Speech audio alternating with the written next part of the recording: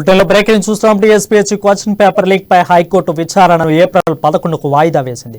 ఈ కేసులో నిందితులను ఇప్పటికే సిట్ విచారిస్తుంది. ఈ క్రమంలో ఇవాళ జరిగిన హైకోర్టు విచారణలో ప్రభుత్వ తరపు న్యాయవాది సిట్ వేదికను సమర్పించేందుకు సమయం కోరారు. రిపోర్టు సమర్పించేందుకు ప్రభుత్వ తరపు న్యాయవాది ఏజీజీఎస్ ప్రసాద్కు హైకోర్టు 3 వారాల టైం ఇచ్చింది. తర్వాత సిట్ స్టేటస్ రిపోర్ట్కు తనను ఇవ్వాలని హైకోర్టు న్యాయవాదులు ఆదేశించింది.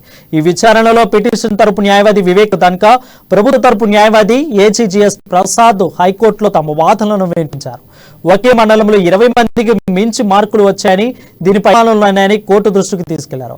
దీనిపై మరింత సమాచారం మా హైదరాబాద్ బ్యూరో ప్రణయ్ అందిస్తాడు. ప్రణయ్, చెప్పండి. Thank you Arun. కవితకు సంబంధించిన ఈడీ విచారణ గురించి కొనసాగుతున్న సిచ్యువేషన్స్ అయితే కనబడుతున్నాయి.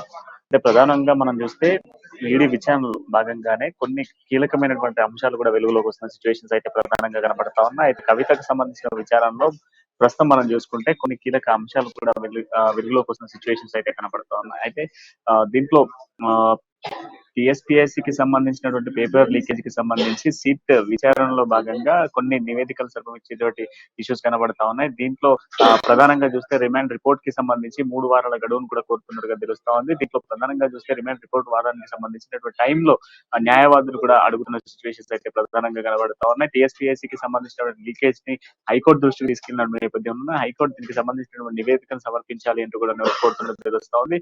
అయితే ప్రభుత్వ తరపునటువంటి న్యాయవాది దీనికి సంబంధించినటువంటి తదుపరి విచారణ కూడా చేపట్టాలి అంటూ కూడా చూస్తున్న సిచ్యువేషన్స్ అయితే కనబడుతున్నాయి. రిపోర్ట్ సమర్పించినటువంటి 3 వారాల టైంలో ఇచ్చినటువంటి న్యాయస్థానం చెప్తా ఉంది. అయితే 3 వారాల్లో దీనికి సంబంధించిన పూర్తి నివేదికను కూడా సమర్పించాలంటూ చెప్తున్న సిచ్యువేషన్స్ అయితే ప్రధానంగా కనబడుతున్నాయి. అయితే లీకేజ్ కి సంబంధించినటువంటి అంశాలు మనం చూసుకుంటే ప్రధానంగా కీలక సిచ్యువేషన్స్ అయితే కనబడుతున్నాయి. సీటు వేసినటువంటి ప్రశ్నలకు సంబంధించి ప్రభుత్వ తరపున న్యాయవాది కోర్టును కోరడం జరిగింది. దీంట్లో కీలకమైనటువంటి అంశాలుగా మెన్షన్ చేయడం జరిగింది.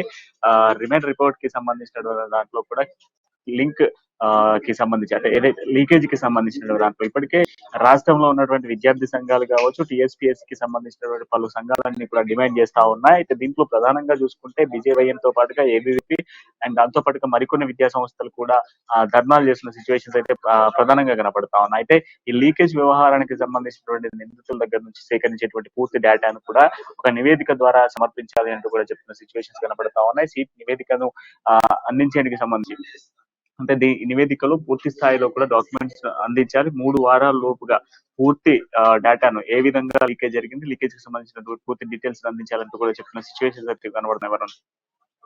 Thank you Pranay.